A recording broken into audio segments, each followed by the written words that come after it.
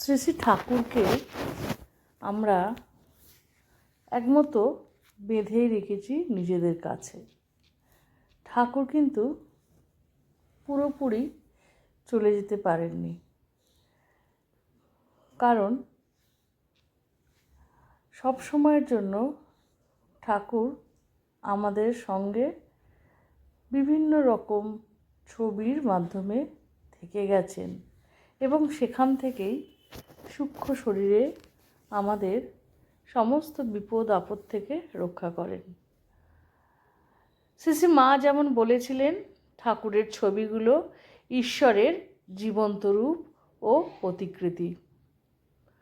বিশ্বাস করো আর না করো, ঠাকুরকে ফটোতে আটকে রাখা হয়েছে, কিন্তু এটাই বাস্তব। ঠাকুর সম্বন্ধে শ্রী শ্রী মা একবার এক ভক্তকে বলেছিলেন, সত্য সত্যই তিনি স্বয়ং ভগবান ছিলেন। অপরের দুঃখ কষ্ট দূর করার জন্য মানুষ দেহ ধারণ করেছিলেন। তিনি ছদ্মবেশে ঘুরে বেড়াতেন, যেমনভাবে রাজা শহরের মধ্যে চলাফেরা করেন। যে মুহূর্তে লোকে ওর পরিচয় জানতে পারল, তখনই তিনি অন্তর্হিত হলেন। তিনি কি অন্তর্হিত হলেন? না, তাকে পৃথিবীতে আটকে রাখা হলো মানব জাতির কল্যাণের জন্য।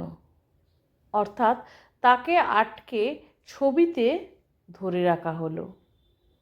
ভক্তের কাছে শ্রীরামকৃষ্ণের ছবিগুলো জীবন্ত ভগবানের স্মৃতিচিহ্ন।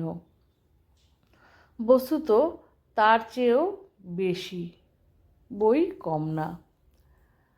আর মা যেখানে স্বয়ং বলছেন এই কথা যে তার ছবিও যা আর তিনি স্বয়ং তা, কায়া আর ছায়া এক, সেখানে দাঁড়িয়ে আমরা তো ভাগ্যবান এই পৃথিবীতে জন্মে।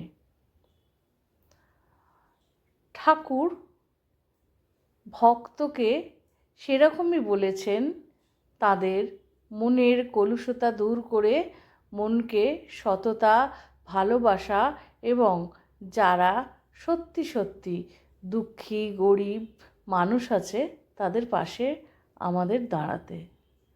আমরা যারা সক্ষম তাদেরকে সেই যাদের প্রয়োজন আছে সেসব মানুষের পাশে দাঁড়াতে হবে। তাহলেই তো ঠাকুরের কথার, মার ভালোবাসার সার্থকতা। ঠাকুর স্বয়ং আমাদের সামনে রয়েছেন সূক্ষ্ম শরীরে এবং দেখছেন কোনটা ঠিক কোনটা ভুল। আমাদের বিবেক বিবেচনা দিয়ে তা অতিক্রম করতে হবে, ঠাকুরের কথা, মার কথা মাথায় রেখে। ছোট্ট ভিডিওটি আশা করি ভালো লাগলো। ভালো লাগলে সঙ্গে থাকবেন। সর্বশেষে বলি, শ্রী শ্রী ঠাকুর, মা, স্বামীজি, আমার গুরু মহারাজ এবং অন্যান্য মহারাজদের শ্রীচরণে শতকোটি প্রণাম।